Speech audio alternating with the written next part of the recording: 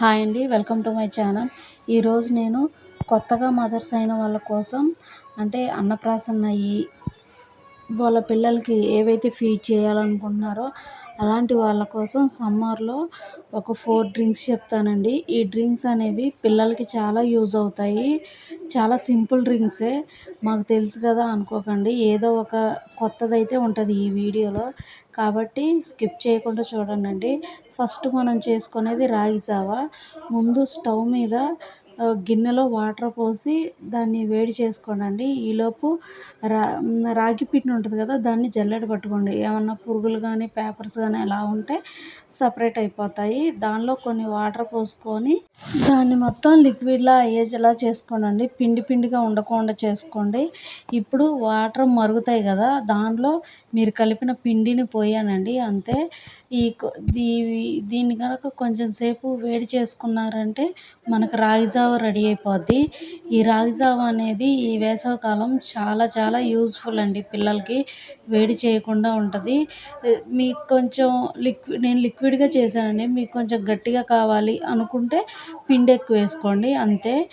రాగి జావ రెడీ అయిపోయిందండి. దీనిలో మజ్జిగ కానీ పెరుగు కానీ వేసుకొని మీ పిల్లలకి కొంచెం ఎక్కువ వాటర్ తాగుతున్నారనుకుంటే ఆ ఎక్కువ వాటర్ తాగినప్పుడు ఒకసారి ఈ లిక్విడ్ పట్టండి. అట్ ది సేమ్ టైం దీనిలో కొంచెం జీలకర్ర పొడేయండి. మీ పిల్లలకి డైజెషన్ ఇష్యూ ఏం రాకుండా ఉంటుంది. నెక్స్ట్ది మజ్జిగ అండి. ఈ మజ్జిగ ఏంటి, మజ్జిగ అందరూ తెలుసు కదా అనుకుంటున్నారా? అలా కాదు. దీనిలో లాస్ట్లో ఒక స్పెషల్ చెప్తాను. ఒక గిన్నెలో పెరుగు వేసుకొని దాన్ని బాగా లంప్స్ లేకుండా బాగా కలుపుకోండి. దీనిలో మీకు కావాల్సినన్ని వాటర్ వేసుకొని వేరే గ్లాసులోకి సర్వ్ చేసుకోండి. అంతే.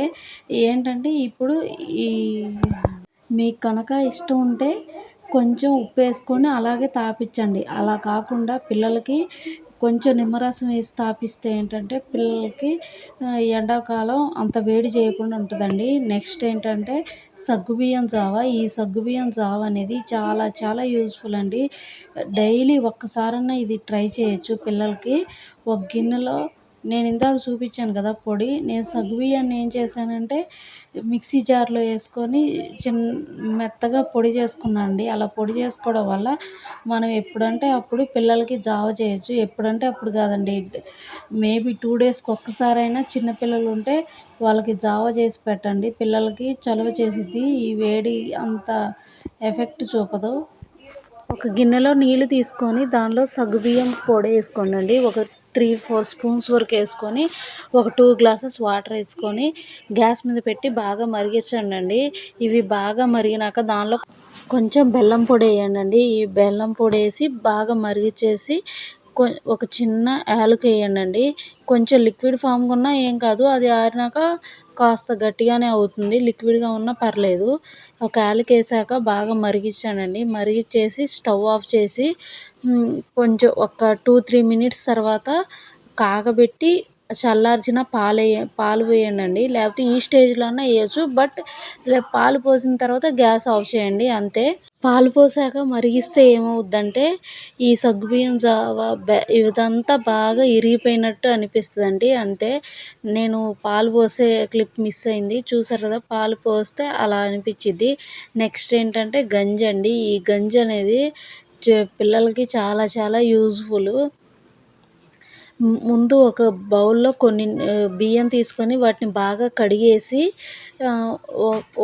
ఒక వంతు తీసుకుంటే 4 వంతుల వరకు నీళ్లు పోసేసి బాగా కాగబెట్టండి. అన్నం మొత్తం ఉడికిపోయేంత వరకు బాగా ఉడికించండి.